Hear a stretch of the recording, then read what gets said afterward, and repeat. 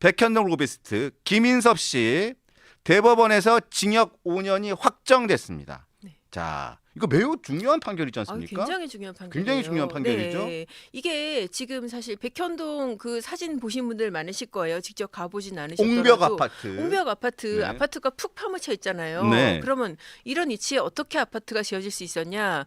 1단계 자연녹지에서 4단계 준주거까지. 엄청나게 그 누가 그러더라고요. 원빈 오스트랄로피테쿠스가 원빈이 된 거랑 똑같다. 맞아요. 이 정도 용도 변경은 네. 그렇게 있을 수 없는 그렇죠, 그렇죠. 말도 안 되는 용도 변경이다. 이게 어떻게 가능했느냐에 대한 답이 지금 이 판결에 있거든요. 나온 거죠. 그렇죠. 나왔습니다. 네. 특히 네. 결과적으로 김인섭 허가방으로 알려졌고 이재명 대표가 형이라고 부르는 사람. 맞습니다. 그리고 이재명 대표가 성남시장이 되기 전부터 네. 2006년도 성남시장에 처음 나와서 떨어졌을 때 선대본부장을 했고요. 네. 2010년에 성남시장이 될 때도 후원 회장을 하고 그리고 뭐 이렇게 사무실도 자기가 다 봐주고 맞아요. 네. 후원금도 모아주고 여론조사도 자기 돈으로 돌렸어요. 돌렸고요. 요즘 문제되는 여론조사. 그 여론조사. 네. 그리고 2층 성남시청이 있던 성남시장실에 있던 2층으로 통하는 정진상을 네. 다 휘감아서 그렇죠. 했던 네. 그 인섭이 형. 그렇죠. 인섭이 형. 그 인섭이 네. 형이지 않습니까? 맞아요. 네. 그래서 백현동 사업을 하려고 했던 그 아시아 디벨로퍼 네. 정바울 씨에게 70억인가요? 네.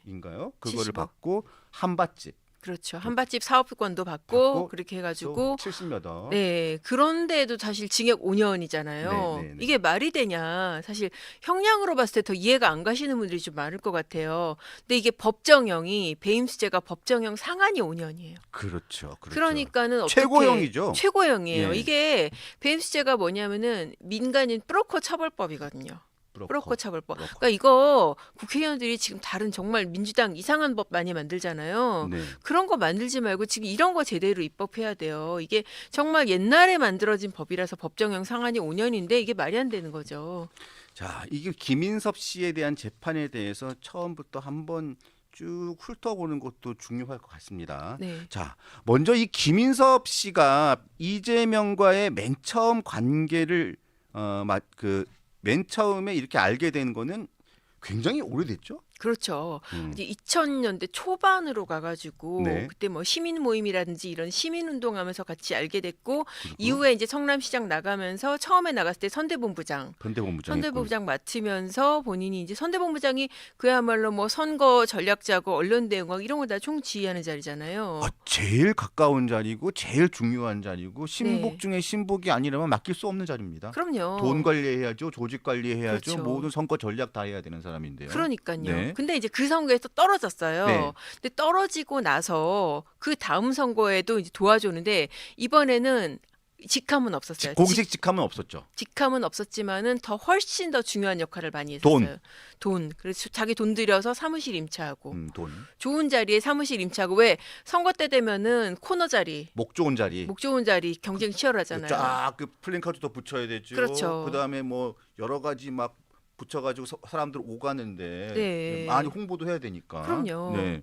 그런 자리 자기 돈으로 임차하고 또 여론조사 아까 말씀드린 대로 그렇죠. 그것도 자기 돈으로 들여서 하고 그리고 여러 가지 네거티브 대응 이런 것도 맡아서 하고 했죠. 네 그러니까 직함이 없었다는 게 어떻게 보면은 이재명 대표 입장에서는 뭐가 남- 커지겠습니까? 마음의 빚이 커지는 거죠. 큰 거죠. 네. 그래서 그렇게, 네. 당선이 됐죠. 당선됐죠. 네. 당선이 되고 근데 당선되고 나서도 정진상 씨 같은 경우에는 당선이 되니까 이제 공식 직함으로 뭐 정책실이나 이런 걸 맡는데 정책 비서관 맨 처음에 비서관, 됐습니다. 정책 비서관 됐었는데 김인섭 씨는 그조차도 안 맡았잖아요. 안 맡았죠. 네, 음지에서. 그러면은 정말 성남시를 아는 사람들은 아, 이 사람이 진짜 찐이다. 찐이다. 진짜 정말 시장한테 정말 중요한 사람이고 시장이 음덕을 많이 입은 사람이다. 알 거 아니에요. 그렇죠. 그러니까 접근을 하고 그러니까 이 사람이 허가방이라는 별명이 붙였죠. 별칭이 별명까지 붙었죠. 붙을 허가방. 정도죠. 그러니까요. 네, 허가방. 네.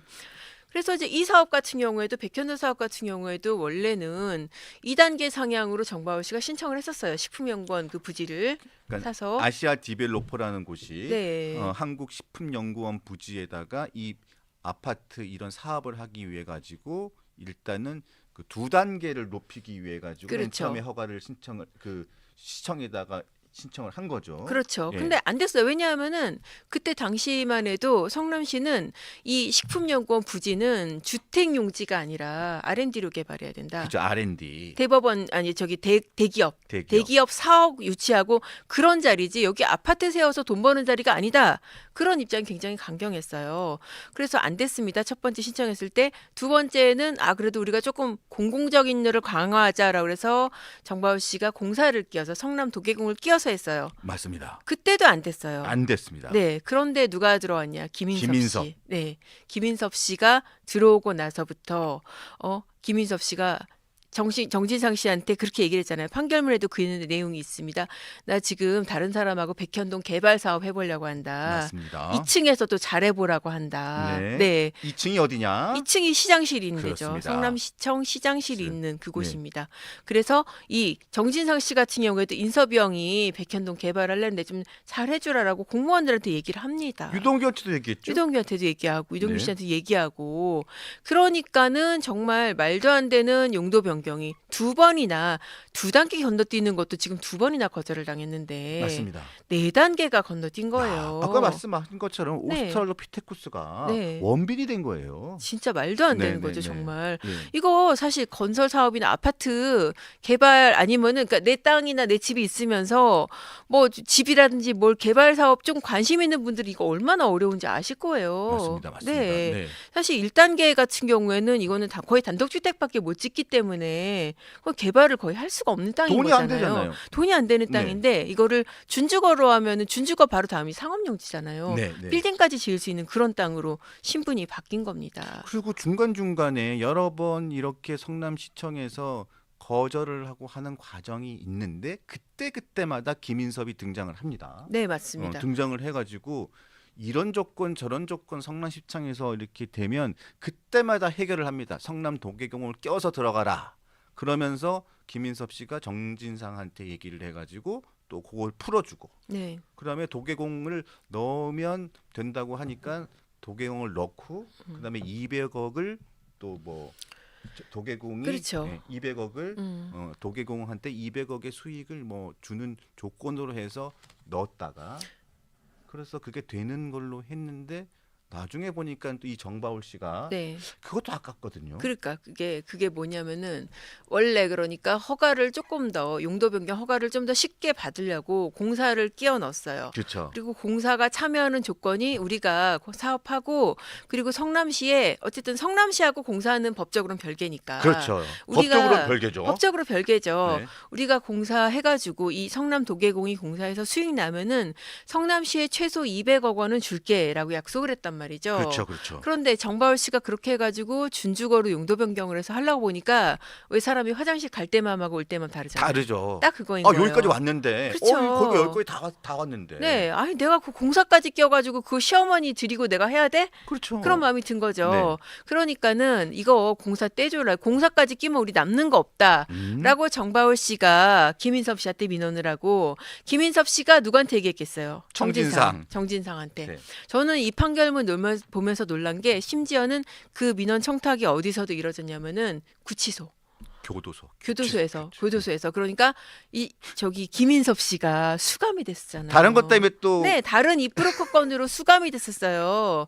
그런데 이 교도소까지 아니 왜 청탁이라는 게 내가 아쉬운 사람이 찾아가야 되잖아요. 근데 옵니다 여기는 청탁 들어줄 사람이 와요. 청탁할 사람한테 가서 어. 무슨 일 그러니까. 어떻게 뭘 도와드려야 되죠? 이러면서 그러니까. 그렇게 교도소 그 와가지고 교도소 들었죠. 와가지고 네. 그것도 웃기는 게 그냥 교도소 같은 경우에 저는 이제 제가 접견 가보잖아요. 변호인들은 접견할 때 이 가림막이 없어요. 그리고 시간 제한도 없어요. 변호인 접견은. 근데 일반 접견은 10분 제한이 있어요. 그렇죠. 그리고 뭐 가림막도 있고 네. 녹음 다 하지 않아요? 맞아요. 녹음도 하고 가림막 10분 제한 있고 뽕뽕뽕뽕 그 뚫린 거 아크릴판 네, 네. 있잖아요. 그 제한이 있는데 그 제한이 없는 바로 장소 변경 접견. 변호인도 없는데요. 네. 변호인도 아니잖아요. 네, 정진상 씨는. 변호인 아닌데 음. 특별한 사유가 있는 경우에 장소 변경 접견을 신청을 해서 어. 받아도 이를테면 그거는 어떻게 보면은 정말 인도적인 차원에서 아기를 데리고 왔어요. 엄마가 수감돼 있는데. 그러면은 아기가 엄마 얼마나 보고 싶겠어요. 그럴 때 정도 허용해줄 수 있는 접견이라는 생각이 들거든요. 네. 그런데 이 장소 변경 접견을 해가지고 거기에서 그러니까 청탁하는 사람이 수감된 상태에서 청탁을 받으러 온 사람이 가서 지금 청탁을 받습니다. 백현동 사업이 네. 애기였나? 우리 얘기 잘 좀 봐줘 이러면서. 이거 봐드릴게요. 그러니까. 이러고 간 거죠. 그랬어요? 네. 교도소에서 네. 청탁을 들어줄 사람이 가가지고 네. 이거 들어드릴게요. 이러고 간 거예요. 맞아요. 갔는데 그것도 아크릴판 있고 막 이런 영화에서 자주 보는 그거 네. 있잖아요. 다음에 네. 또 올게 그게 아니라 가림판도 없는 장소 변경 접견. 너는 내 운명계 보면 영화 보면 네. 이렇게 막 맞아요, 사랑해. 맞아요. 그런 게 아니고 그게 아니고. 그 장소 변경 접견의 교도관 이제 그 다시 확인해 봐야 되는데 어쨌든 가림막은 없습니다. 없었습니까? 가림막이나 시간 제한은 없고. 네. 어쨌든 장소 변경 접견을 해가지고 거기서 접견을 했다는 거죠. 거기서 네. 성남도시개발공사 200억 주기로 했던 성남도시개발공사를 빼버리는 거죠. 네네네네. 그래서 순수하게 네. 아시아 디벨로퍼가 그렇죠. 단독으로 네. 백현동 사업을 그냥 다 하는 걸로 그렇죠. 그렇게 결정이 된 거죠. 그렇게 된 거죠. 그러니까 이게 이재명 대표의 배임죄랑 직접 연결되는 부분이에요. 왜냐하면은 공사가 끼었으면은 성남시가 200억을 최소 200억을 벌 수가 있었잖아요. 최소한 벌 수 있었던 네, 거죠. 그게 떨어져 나간 거잖아요. 그게 배임인 거잖아요. 그게 배임인 거예요. 그게 배임인 그러니까. 거죠. 네. 그리고 이게 선거법 위반하고도 사실 연결되는 거예요. 용도 변경이 그렇게 이루어진 거죠. 사실상은. 국토부 협박이 아니잖아요. 국토부 협박이 아닌 거죠. 지금까지 근데 계속 국토부 협박이라고 얘기해서 그렇죠. 결국은 뭐 1심에서 유죄가 났지만 네. 더더욱 빼박 증거가 되는 거네요. 그렇죠. 그런 거죠. 네, 그렇게 볼 수 있어요. 이거 아마도 이거는 선거법 2심에서 검찰이 뭐 유죄 중고로 당연히 내지 않을까 이 판결문을 그렇게 생각이 됩니다. 지금 김인섭 같은 경우는 보면 일단은 오늘 이 판결이 보면 김인섭은 알선수재잖아요. 네. 알선수재. 그러니까 로비를 한 거죠. 네. 정진상에게 로비를 했다. 로비를 했고 돈을 받았다. 네. 돈을 받았다. 근데 로비가 통했는지 안 통했는지는 법원에서 판단을 한 거 아니잖아요. 네. 그러니까 이제 로비를 했는데 돈을 받았으니까 알선수재예요. 네. 알선수재고 알선수재의 형량 중에 가장 높은 게 징역 5년. 네, 맞아요. 그래서 이 징역 5년을 받은 거고. 맞습니다. 이렇게 되면 그러면 이제 앞으로 가야 될 사안은 이재명과 관련된 배임이라던가 여러 가지 재판에서 해야 될 사항은 그러면 로비를 받은 정진상이 네. 이 로비를 누구한테 전달을 했고 어떻게 로비가 통했는지 네. 그 부분이 가야 되는 거잖아요. 그렇죠. 네. 그게 연결될 사람이 당시 이재명 성남시장인 거잖아요. 그러니까요. 그게 사실 공선법 판결문에서는 뭐라 그랬어요. 그 백현동 부분 유죄 선고하면서 박근혜 국토부가 아니라 성남시가 결정을 한 거다. 용도 변경에 대해서 그렇게 했잖아요. 그렇죠. 네. 그렇게 해서 이제 이 지금 김인섭 판결문 플러스 공직선거법 판결문 하면은 배임 판결문 그렇게 되지 않을까. 물론 이제 그 자체로 배임 판결문을 쓸 수는 없고 뭐 재판을 하긴 하겠지만은 네. 구조상으로는 충분히 그렇게 될 수가 있다고 보여요. 지금 현재 이거 관련해서 이재명 대표가 네. 기소가 돼 있는 게 있죠. 그렇죠. 네. 이 지금 바로 이 200억 관련해 가지고 백현동 배임으로 기소가 돼 있어요. 있는 거죠. 근데 이 사건이 묶였잖아요. 그러니까는 대장동, 백현동, 위례, 성남 FC 위례. 위례. 네 개가 묶인 이따만한 지금 오늘 눈 많이 왔는데 눈덩어리 완전 진짜 이따만한 눈덩어리가 있는데 거기에서 가장 간단한 위례만 지금 막 끝났고 지금 대장동 초입에 들어섰는데 그 초입에서 이제 유동규 씨 증인 신문하는데 그것만 해도 한 2달 갈 거고 거기 증인이 얼마나 많겠어요? 뭐 남욱 있죠, 뭐 네. 정민용 그렇죠. 변호사 있죠, 네. 뭐 정영학인가 뭐 그 사람도 맞아요. 있고 뭐 그 한두 사람- 명이겠습니까? 그러니까 그 사람들은 피고인이자 증인이고 그래서 그 이재명을 뺀 대장동 재판만 해도 2년이 넘게 했었거든요.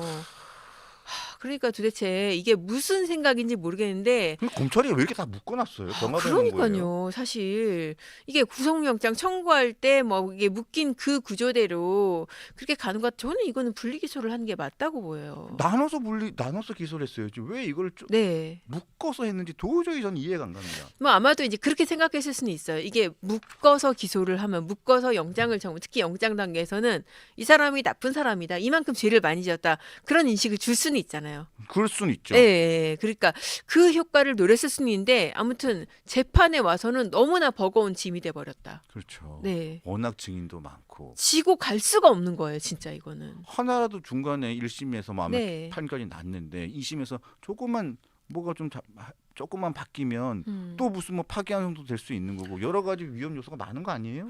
그러니까요. 더군다나 그래서 원래 여기에다가 뭐까지 묶으려고 했냐면 대북송금. 대북송금도 못 불려고 네. 했죠. 그건 안 묶은 건 정말 그거 안 받아준 천만다행이네요. 거죠. 천만다행인 거죠. 예. 참. 그래서 이 김인선 씨가 오늘 대법원에서 확정 판결이 나면서 정말 다행인 것 같습니다. 그나마 이게 결론이 나니까 그러니까 이게 아까 다시 한번 말씀드리지만 김인섭 씨의 징역 5년 확정, 알선수재, 백현동 개발 사업과 청탁 대가로 70억 원대의 수수를 한 부분이 확정이 징역 5년 확정이 되면서 이재명 대표의 이 배임 혐의에 대한 부분과 그리고 백현동 사업은 박근혜 국토부의 협박 때문에 네. 용도 변경을 해줄 수밖에 없었다라고 네. 했던 부분이 거짓말이다라는 네. 부분이 다시 한번 확인이 됐네요. 그렇죠. 네. 그런 거죠. 이거 그런 대법원 거죠. 확정된 거니까요. 대법원에서 확정된 거니까 적어도 김인섭이 로비 명목으로 돈을 받았다. 그리고 돈을 받고 이러한 일이 있었다. 이거는 확정이 되는 거죠. 그렇죠. 김인섭 씨는 허가방이고 네. 또 김인섭 씨하고 우리가 조금 이해 못하는 판결로 지금 생각하고 있는 김병량 시장의 옛 비서였던 네. 김진성 씨 네. 그때 같이 일하고 있었잖아요. 같이 일하고 있었죠. 예. 그래서 그 녹취록 있잖아요. 음. 문제의 녹취록이 어떻게 나온 거냐면은 둘이 백현동 사업하고 있으니까 백현동 수사하던 검찰이 압수수색 하다가 김진성 씨한테 그 폰을 발견한 거예요. 폰이 보니까 황금폰인 거죠. 황금폰. 네. 이재명과의 통화 내용이 다 들어있는 이거 가져가도 돼요? 그러니까 가져가세요. 라고 해서 받은 폰인 거죠.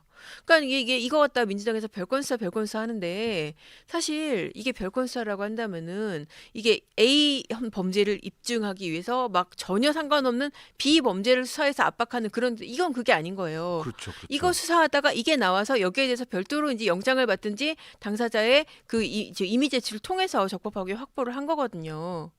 그러니까 이번에 위진교사 같은 경우에도 증거 수집 과정에 대해서는 뭐라고 얘기 없었잖아요. 네네네. 네.